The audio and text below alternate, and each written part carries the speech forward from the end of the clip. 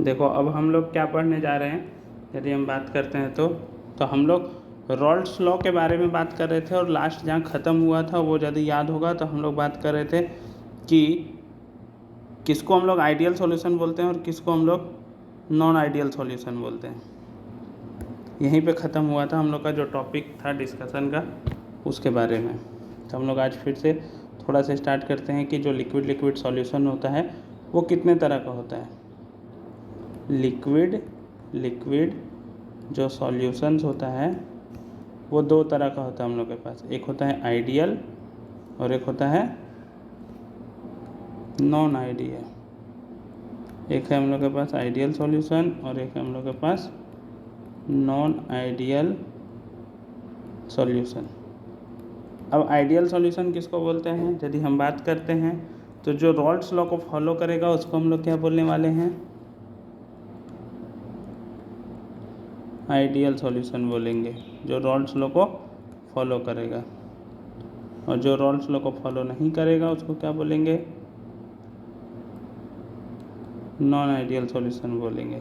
ठीक, इसके बाद यदि हम लोग अब यहाँ पे बात करते हैं तो आइडियल सॉल्यूशन के बारे में और क्या क्या कंडीशंस है जो उसको आइडियल बनाता है। तो जैसा कि कंडीशन बता रहा है कि आइडियल, नाम ही सजेस्ट कर रहा है, एक्चुअली में एग्जिस्ट नहीं करेगा लेकिन नाम सजेस्ट कर रहा है आइडियल सॉल्यूशंस के बारे में। तो सबसे पहले हम लोग आइडियल सॉल्यूशंस के बारे में देखते हैं, ठीक है। उसके बाद देखेंगे नॉन आइडियल सॉल्यूशन के बारे में। तो समझना सबसे पहले आइडियल सॉल्यूशन किसको बोल रहे हैं हम लोग को। तो आइडियल सॉल्यूशंस में क्या है हम लोगों के पास, जैसे कि ए और बी दो लिक्विड है जो दोनों आपस में क्या हुआ है, मिक्स हुआ है। ए और बी दोनों आपस में क्या हुआ है, मिक्स हुआ है। और यहाँ पर मिक्सिंग इतना अच्छा से है कि मतलब कहने का मतलब यदि हम बात करते हैं तो इसको यदि हम एक वर्ड में बोलना चाहें तो कि ए बी के बीच का जो इंटरेक्शन है, ए और बी के बीच का जो इंटरेक्शन है, जिस तरह ए और बी में इंटरेक्शन है नियरली उतना ही इंटरेक्शन ए और ए के बीच में है और नियरली उतना ही अट्रैक्शन बी और बी के बीच में है। मतलब ए जिस तरह से मिलता है, बी जिस तरह से मिलता है, उसी तरह से ए और बी आपस में मिला हुआ है। मतलब बहुत ज़्यादा डिफरेंस यहाँ पर देखने को नहीं मिल रहा है। जिस तरह प्योर कंपोनेंट आपस में मिक्स किया गया है उसी तरह इसका जो सॉल्यूशंस बन रहा है ए और बी का, उसी फॉर्म में मिक्सिंग हुआ है। उसी फॉर्म में क्या हुआ है, मिक्सिंग हुआ है। मतलब यहाँ पे सबसे पहले ये बात समझना कि इसका जो एंथैल्पी होता है, हम लोग जब बात करते हैं डेल्टा एच ऑफ मिक्सचर मतलब जब ए और बी को मिला दिए हम लोग, जो यहाँ पे डेल्टा एच है वो है एंथैल्पी। एच जो है वो क्या है, एंथैल्पी।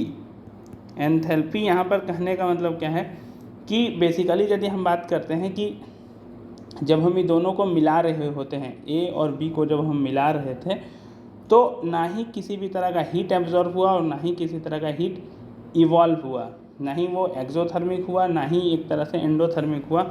यदि हम ऐसा होता है कंडीशन तो हम लोग बोल सकते हैं कि उसका जो एंथैल्पी ऑफ फॉर्मेशन है मिक्सचर्स का वो कितना है, 0 है। एंथैल्पी ऑफ फॉर्मेशन जो है मिक्सचर का वो कितना है, 0 है। मतलब जो चेंज हुआ एंथैल्पी में, जो चेंज हुआ वो कुछ हुआ ही नहीं। मतलब एक तरह से हम लोग बोल सकते हैं कि एंथैल्पी में किसी भी तरह का कोई चेंज देखने को नहीं मिला है। सेम इसी तरह आइडियल सॉल्यूशंस के साथ एक और है बात कि जो डेल्टा भी है मिक्सचर का, मतलब वॉल्यूम में चेंज, मिक्सचर में जो वॉल्यूम में चेंज हुआ है वो भी नहीं के बराबर होता है, मतलब 0 होता है। मतलब कहने का मतलब ये है कि वॉल्यूम जो सॉल्यूशंस का है, जब हम स्टार्टिंग में देखें ए का जितना था बी का जितना था, मिक्सिंग होने के बाद भी दोनों का जो वॉल्यूम है उतना ही है, तभी ये जो चेंज है वो कितना आ रहा है, 0 आ रहा है। समझ में आया। मतलब मान लो एक कंपोनेंट का, मान लो ए था 2 लीटर और बी था 3 लीटर, तो 2 और 3 कितना हो गया, 5 लीटर। मिलने के बाद भी वो 5 ही लीटर बचा हुआ है। मिलने के बाद भी कितना बचा हुआ है, 5 ही लीटर। तो ये आइडियल फॉर्म से समझो, आइडियल मतलब ए और बी एक तरह से अलग जैसा है ही नहीं, दोनों आइडियली मतलब इतना अच्छा से मिक्स हो चुका है, दोनों का इंटरेक्शन इस तरह से हो चुका है कि लग ही नहीं रहा है कि ए और बी दोनों अलग अलग है। ऐसा लग रहा है कि दोनों तो एक ही टाइप का है, पहले जिस तरह से था बाद में भी तो उसी तरह से है, किसी भी तरह का कोई अंतर देखने को नहीं मिल रहा है। लेकिन बॉन्ड सिर्फ देखने को मिल रहा है, ए है और बी है, लेकिन जो बॉन्डिंग बना है दोनों तीनों के बीच में, मतलब ए के बीच में बात कर लो या बी और बी के बीच में बात कर लो या फिर ए और बी के बीच में बात कर लो, तीनों का जो बॉन्डिंग है वो एक जैसा है। तीनों का जो बॉन्डिंग है वो कैसा है, एक जैसा है। इसीलिए हम इसको बोल रहे हैं आइडियल सॉल्यूशन जैसा। लेकिन हम लोग को पता है कि आइडियल सॉल्यूशन कहने के लिए है, एक्चुअल लाइफ में एग्जिस्ट नहीं करता है, रेयरली होता है, या फिर हम बोल सकते हैं नियरली आइडियल हो सकता है। रेयरली होता है या फिर क्या बोल सकते हैं, नियरली आइडियल इन एक्चुअल। एक्चुअल में पूरी तरह से आइडियल तो पॉसिबल नहीं है, हम लोग बोल सकते हैं नियरली आइडियल हो सकता है या फिर रेयरली। समझ में आया यहाँ पर, आइडियल सॉल्यूशन इसको बोलेंगे।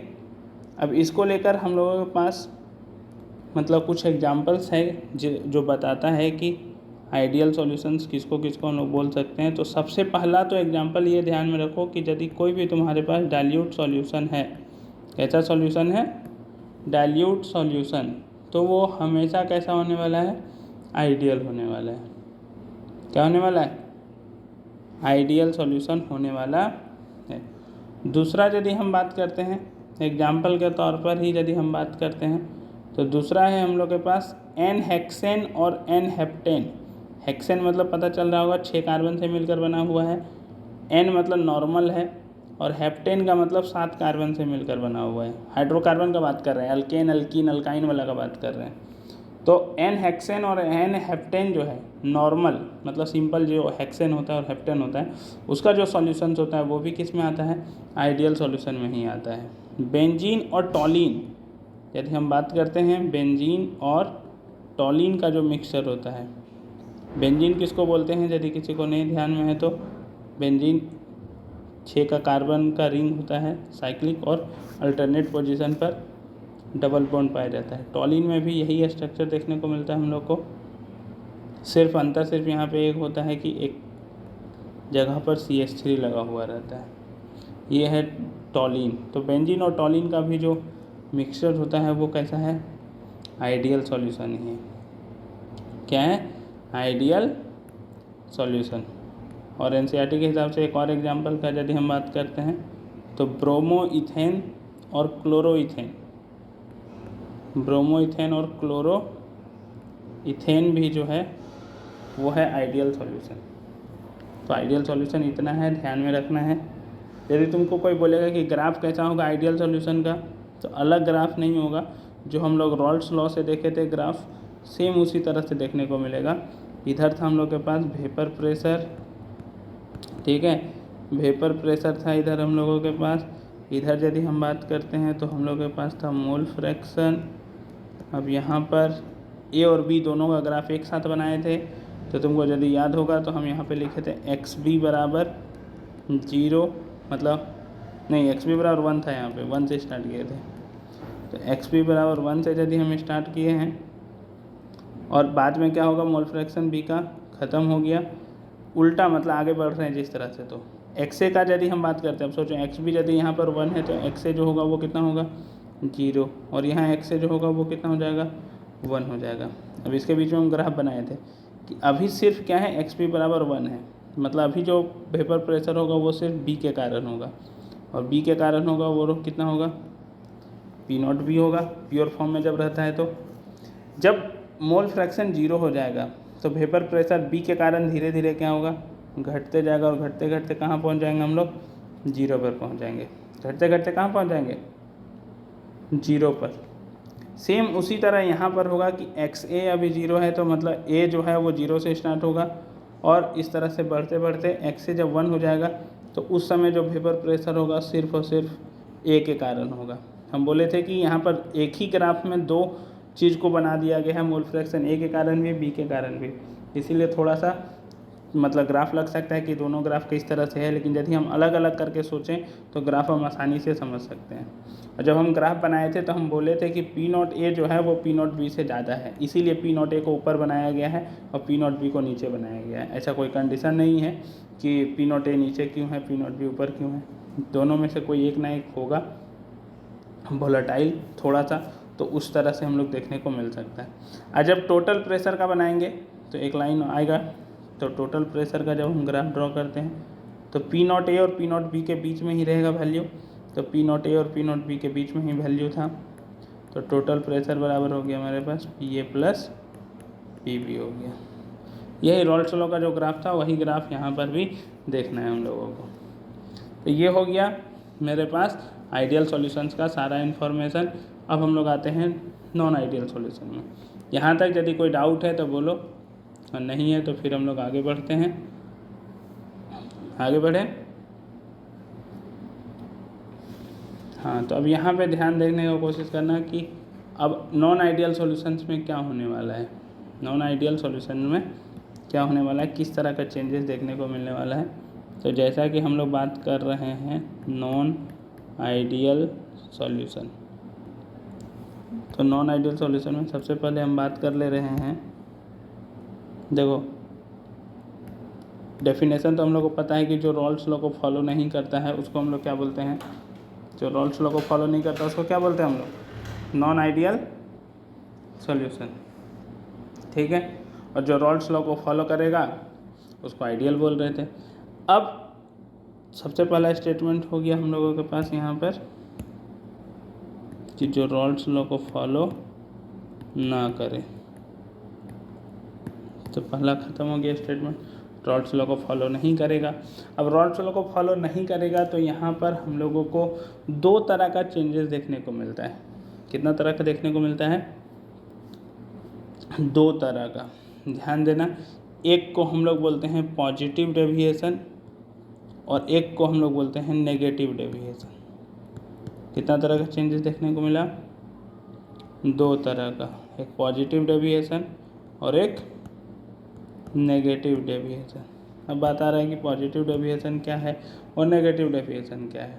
तो पॉजिटिव डेविएशन तब होता है जब मेरा वेपर प्रेशर ज़्यादा हो जाता है रॉल्स लॉ से। पॉजिटिव डेविएशन में क्या होगा, वेपर प्रेशर जो होगा तो क्या हो जाएगा,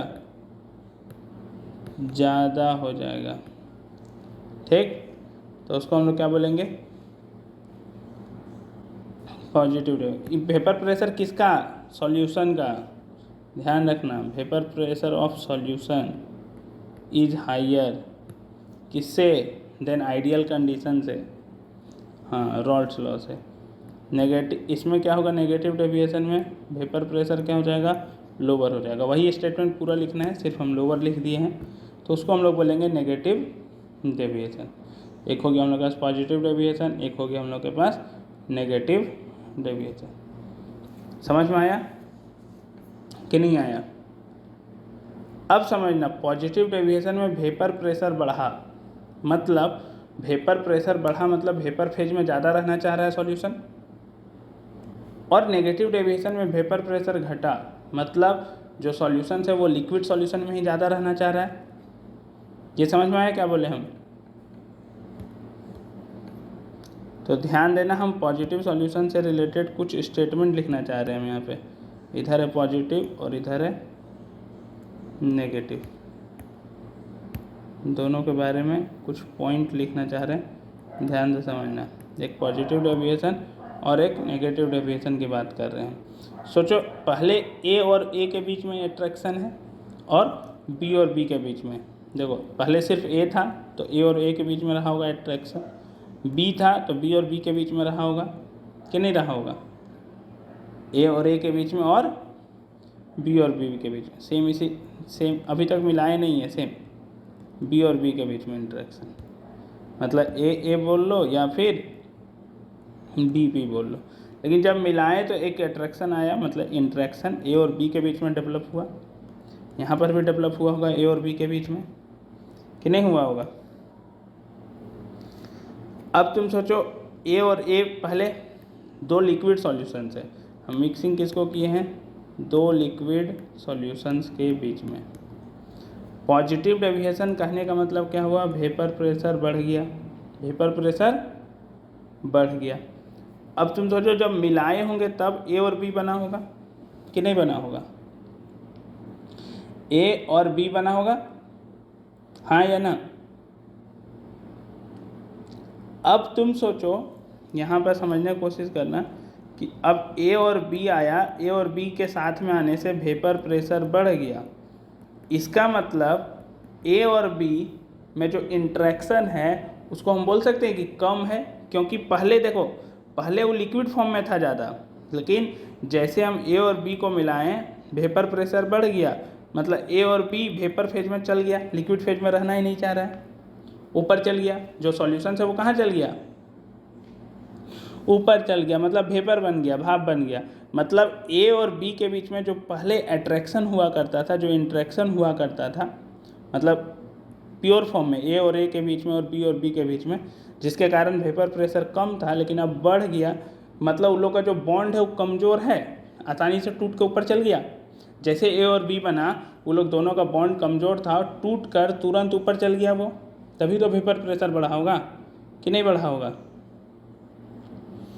मतलब जब ए और बी का जो बॉन्ड है, ए और बी का जो बॉन्ड है वो वीक है, कमज़ोर है, ए के बॉन्ड से या फिर बी के बॉन्ड से हम बोल सकते हैं कि नहीं बोल सकते हैं। पहले ये समझो, कॉन्सेप्ट को समझने की कोशिश करो। वेपर प्रेशर ज़्यादा हुआ मतलब ए और बी वेपर बन गया, मतलब जैसे ए और बी को मिलाएं, वो लोग आसानी से, वो लोग का बॉन्ड जो था वो कमज़ोर था, तो आसानी से वो किस में अपने आप को कन्वर्ट कर लिया, गैस में कन्वर्ट कर लिया। तो हम बोल सकते हैं कि ए और बी के बीच का जो इंटरेक्शन था इंडिविजुअल के कंपैरिजन में वीक था। बोल सकते हैं या नहीं बोल सकते हैं। इसका मतलब ए और बी का बीच का जो इंटरेक्शन का बात कर रहे थे हम, आइडियल केस में जो बराबर था लगभग में, वो इसमें क्या हो चुका है, ए और बी का इंटरेक्शन कम हो चुका है प्योर फॉर्म के कंपैरिजन में, जिसके कारण ही मेरा वेपर प्रेशर क्या हुआ है, बढ़ा है। इसका जस्ट उल्टा यहाँ पे समझने का कोशिश करते हैं।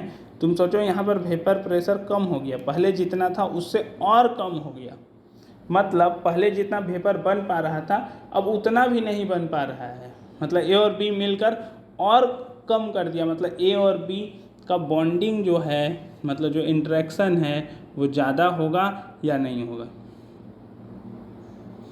ए और बी के बीच में जो इंट्रैक्शंस है, जिस तरह यहाँ कम था तो ये वेपर बन जा रहा था, अब यहाँ पे वेपर नहीं बनना चाह रहा है, वेपर नहीं बनना चाह रहा है, मतलब दोनों के बीच में जो बॉन्डिंग है, वो जो इंट्रैक्शन है वो ज़्यादा है या नहीं है।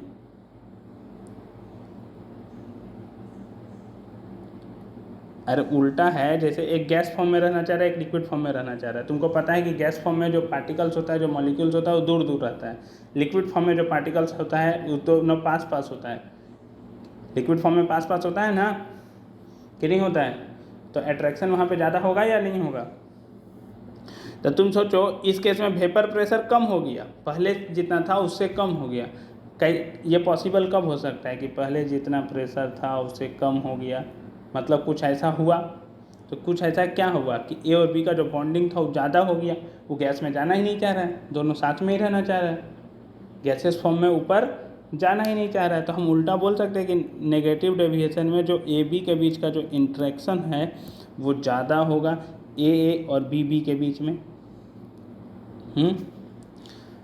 ए और बी मतलब समझो एक सॉल्यूट है, एक सॉल्वेंट है, मतलब सॉल्यूट और सॉल्वेंट का जो इंट्रैक्शन था वो बहुत ज़्यादा हो गया, जिसके कारण वेपर प्रेशर क्या हो गया, कम हो गया, जिसके कारण वेपर प्रेशर क्या हो गया,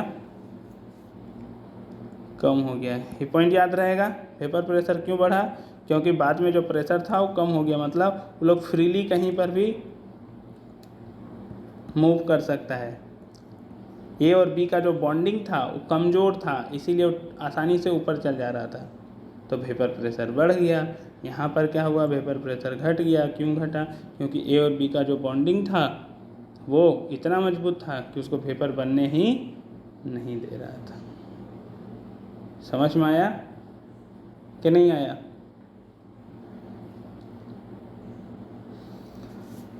चलो, तो पहला पॉइंट ये समझ में आ गया तुमको कि पॉजिटिव डेविएशन क्यों हुआ और नेगेटिव डेविएशन क्यों हुआ।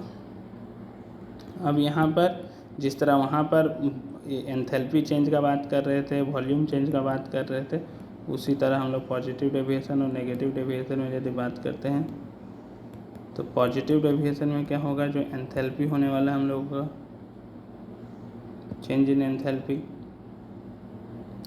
डेल्टा एच यदि हम बात करते हैं मिक्सचर का, जब दोनों मिल गया तो क्या हो जाएगा हम लोग का, ग्रेटर देन जीरो हो जाएगा एंथैल्पी का जो चेंज है।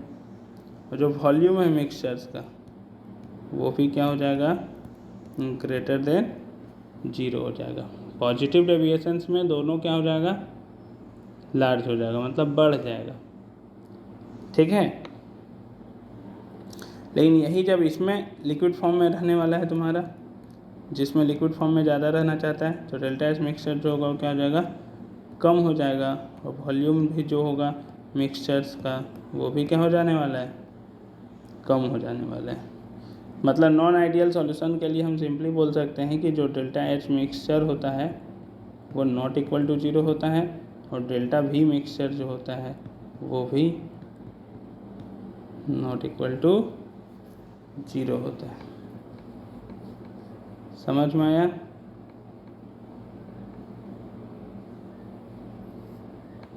अब दोनों का एग्जाम्पल्स है, जिस तरह हम बात करते हैं तो पॉजिटिव डेविएशन का भी और नेगेटिव डेविएशन का भी, तो तुमको ध्यान में रखना है एग्जाम्पल्स के तौर पर कि किसमें पॉजिटिव डेविएशन होता है और किसमें नेगेटिव डेविएशन होता है,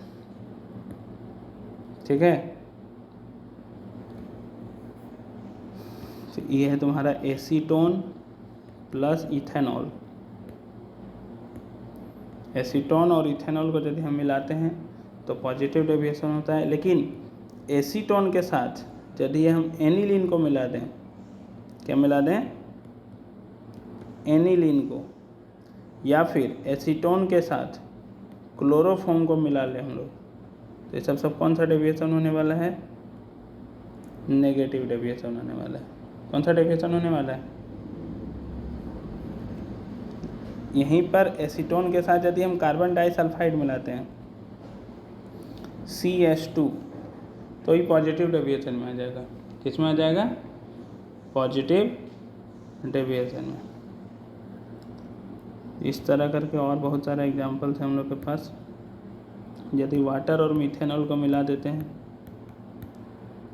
तो पॉजिटिव डेविएशन होगा, लेकिन एसिड प्लस वाटर को यदि हम मिलाते हैं तो क्या होने वाला है मेरा, नेगेटिव डेविएशन। क्या होने वाला है, नेगेटिव डेविएशन। नेगेटिव डेविएशन में एक चीज़ और ध्यान में रखना, यदि क्लोरोफॉर्म के साथ कोई मिक्सचर दिया हुआ है तो नेगेटिव डेविएशन में ही कंसीडर करते हैं उसको हम लोग। और कार्बन टेट्रा क्लोराइड के साथ यदि दिया हुआ है CCl4 के साथ, किसके साथ, CCl4 कार्बन टेट्रा क्लोराइड के साथ यदि दिया हुआ है और इसके साथ यदि कोई मिक्सचर दे के पूछ दिया कि कौन सा डेविएशन है बताओ, पॉजिटिव या नेगेटिव, तो ध्यान में रखना उसमें किस तरह का डेविएशन होने वाला है, पॉजिटिव डेविएशन होने वाला है, ठीक है। एनिलीन क्लोरोफॉर्म, देखो क्लोरोफॉर्म यहाँ पर आ गया, तो क्लोरोफॉर्म में अभी तुमको बोले CaCl3 जो है वो क्लोरोफॉर्म ही है, तो क्लोरोफॉर्म यदि आ गया तो मतलब हम सिंपली बोल सकते हैं कि कौन सा डेविएशन हो जाएगा, नेगेटिव डेविएशन हो जाएगा। कौन सा डेविएशन हो जाएगा, नेगेटिव डेविएशन हो जाएगा, ठीक है।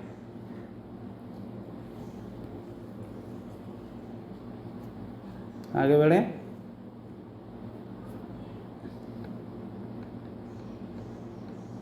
क्या बोल रहे हैं,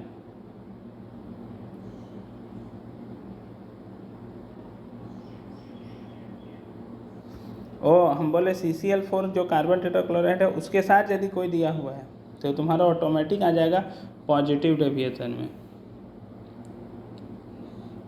ठीक है। तो इस सब का कारण है कि बॉन्डिंग इतना ज़्यादा स्ट्रॉन्ग क्यों हो जाता है, जैसे क्लोरोफॉर्म हो गया, एसीटोन हो गया, इस में हाइड्रोजन बॉन्डिंग आ जाता है। क्या आ जाता है? हाइड्रोजन बॉन्डिंग आ जाता है। अब इसका ग्राफ भी है, जिस तरह हम लोग आइडियल सॉल्यूशन और नॉन आइडियल सॉल्यूशन का, मतलब आइडियल सॉल्यूशन का ग्राफ देखें, उसी तरह इसका भी ग्राफ है हम लोगों के पास, पॉजिटिव डेविएशन का भी और नेगेटिव डेविएशन का भी। तो क्या ग्राफ है उसके बारे में देखते हैं, आगे बढ़े ना।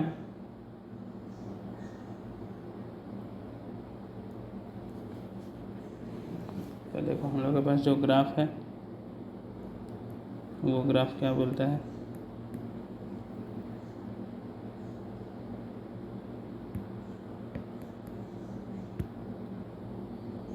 पहले बना रहे हम लोग पॉजिटिव डेविएशन का ग्राफ, ठीक है, पॉजिटिव डेविएशन। अब जो पॉजिटिव डेविएशन है उसका ग्राफ का बात करते हैं हम लोग यदि, तो पॉजिटिव डेविएशन में क्या होने वाला है, अभी का ग्राफ याद है ना, एक इस तरह से स्ट्रेट लाइन गया था,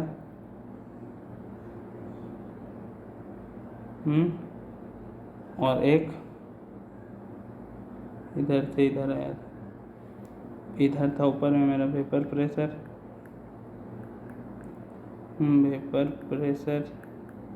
इधर था हम लोग के पास mole fraction,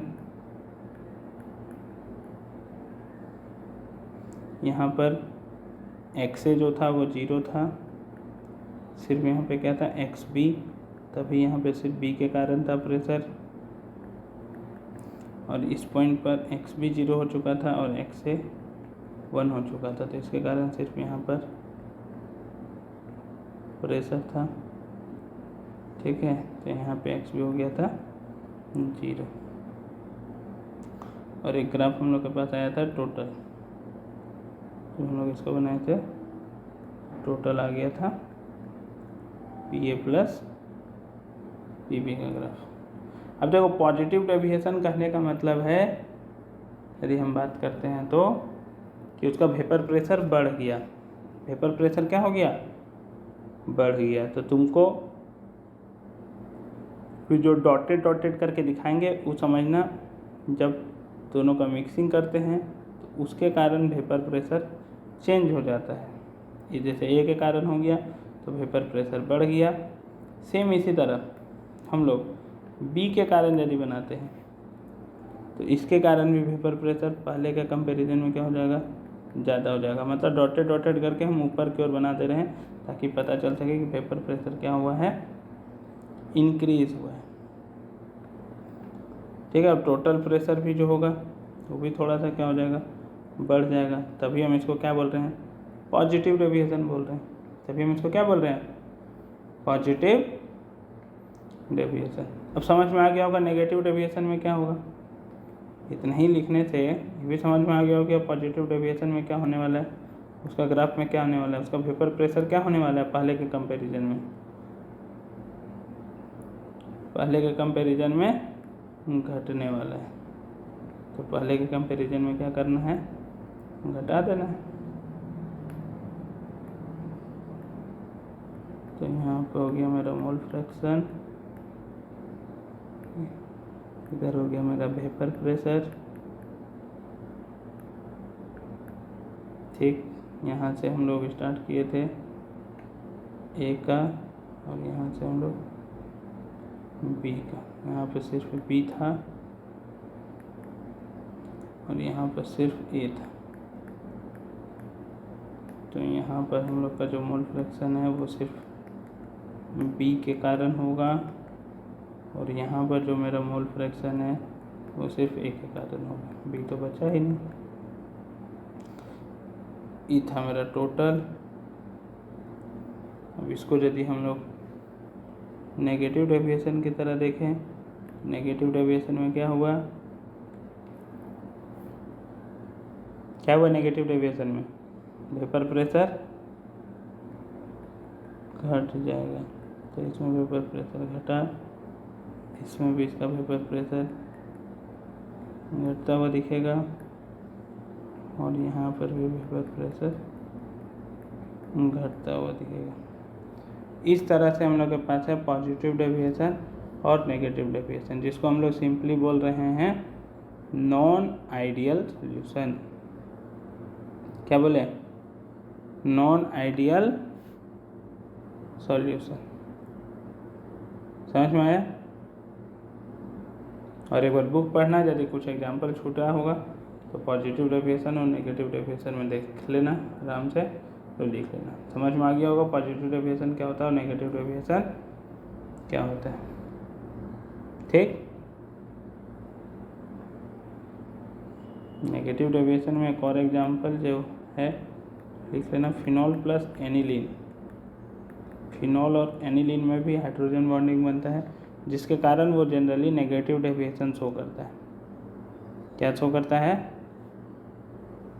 negative deviation show करता है। समझ में आ गया? आइडियल सॉल्यूशन क्या है, नॉन आइडियल सॉल्यूशन क्या है, रॉल्ड्स लॉ क्या होता है, कि इसमें कोई डाउट है समझने में?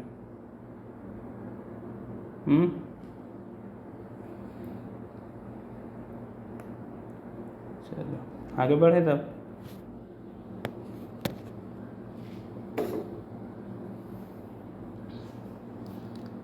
देखो इसी तरह हम लोगों के पास बेसिकली एक मिक्सचर्स है, मतलब यदि हम बात करते हैं तो थ्योरेटिकली टाइप में पूछ सकता है, इससे उतना ज़्यादा उससे क्वेश्चन पूछा नहीं जाता है, जिसको हम लोग बोलते हैं एजियोट्रॉपिक मिक्सचर। क्या बोलते हैं?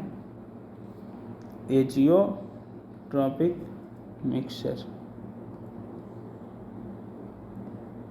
एजियोट्रॉपिक मिक्सचर या फिर एजियोट्रॉप्स भी बोल सकते हैं इसको।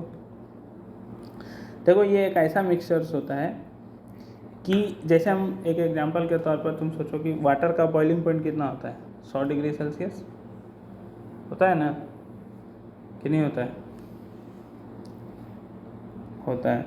उसमें यदि हम कुछ ऐसा चीज़ मिला दें और इस रेशियो में मिला दें, हम उसमें कोई चीज़ मिक्स कर दें और इस तरह से मिला दें कि दोनों सेम टेम्परेचर पर बॉयल होने लगे, मतलब दोनों का बॉइलिंग पॉइंट सेम हो जाए। जैसे कि तुमको याद होगा क्लास 9 में हम लोग पढ़े थे, एक टॉपिक था जिसको हम लोग बोलते थे कि मिक्सचर को अलग करने का एक तरीका होता है, जिसको हम लोग बोलते थे फ्रैक्शनल डिस्टिलेशन मेथड। क्या बोलते थे? Fractional distillation method. कि बॉइलिंग पॉइंट दो चीज़ मिला हुआ है, मान लो ए और बी, दोनों का बॉइलिंग पॉइंट यदि डिफर है, ए और बी यदि मिला हुआ है, दोनों का बॉइलिंग पॉइंट डिफरेंट है, तो हम नीचे से इसको क्या करते थे, गर्म करते थे। यहाँ पे थर्मामीटर लगा हुआ रहता था और इससे साइड में कंडेंसर के थ्रू एडेड रहता था, जुड़ा हुआ रहता था। बाद में इसको कंटेनर से जोड़ के रखते थे, तो यहाँ से वेपर बनता था।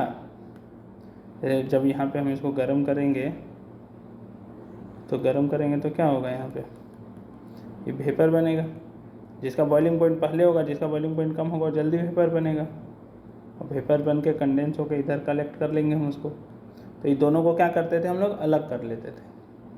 लेकिन एजियोट्रॉपिक मिक्सचर ऐसा होता है कि दोनों सेम टेम्परेचर पर बॉयल होने लगेगा, मतलब उसको हम अलग नहीं कर पाएंगे। समझ में आया क्या बोले? एजियोट्रॉप्स किसको बोलेंगे? कि एक ऐसा कंडीशंस जब लिक्विड को हम मिक्स किए हैं तो इस तरह से मिक्स हो गया है कि दोनों सेम टेम्परेचर पर बॉयल हो रहा है। अब दोनों को अलग करना जो है वो थोड़ा सा क्या है, डिफ़िकल्ट है, वो जल्दी अलग नहीं होने वाला है। अब दोनों जल्दी अलग नहीं होगा तो वैसा मिक्सचर्स को ही हम लोग क्या बोल देते हैं, एजियोट्रॉपिक मिक्सचर या फिर एजियोट्रॉप्स बोल सकते हैं। मतलब बॉइलिंग पॉइंट में डिफरेंस है ही नहीं, तो तुम सोचो फ्रैक्शनल डिस्टिलेशन मेथड से हम उसको कैसे अलग कर सकते हैं? अलग करने का तो कोई चांस ही नहीं बनता है। क्या दोनों सेम टाइम टेम्परेचर पर बॉयल होगा तो हम उसको कैसे अलग करेंगे? कर सकते हैं क्या? तो यहाँ पर ध्यान रखना है एजियोट्रॉप्स के बारे में कि azeotropes which are binary mixture. Binary मतलब क्या हुआ,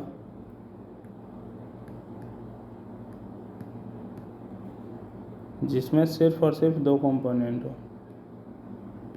having the same composition in liquid and vapor phase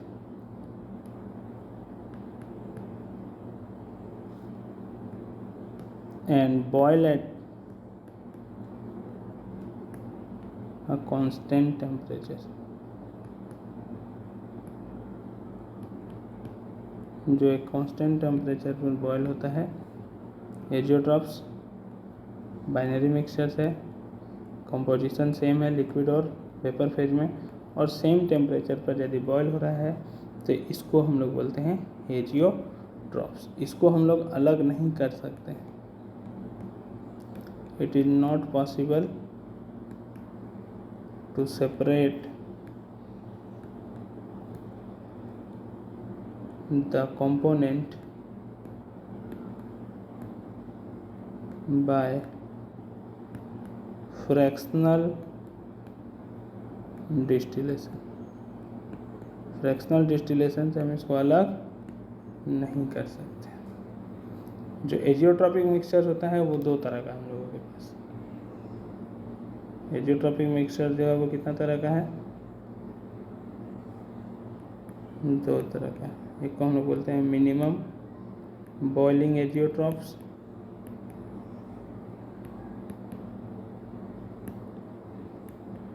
और दूसरा है हम लोगों के पास मैक्सिमम बॉइलिंग एजियोट्रॉप्स। अच्छा तुम लोग एक चीज़ बताओ, बॉइलिंग पॉइंट क्या होता है?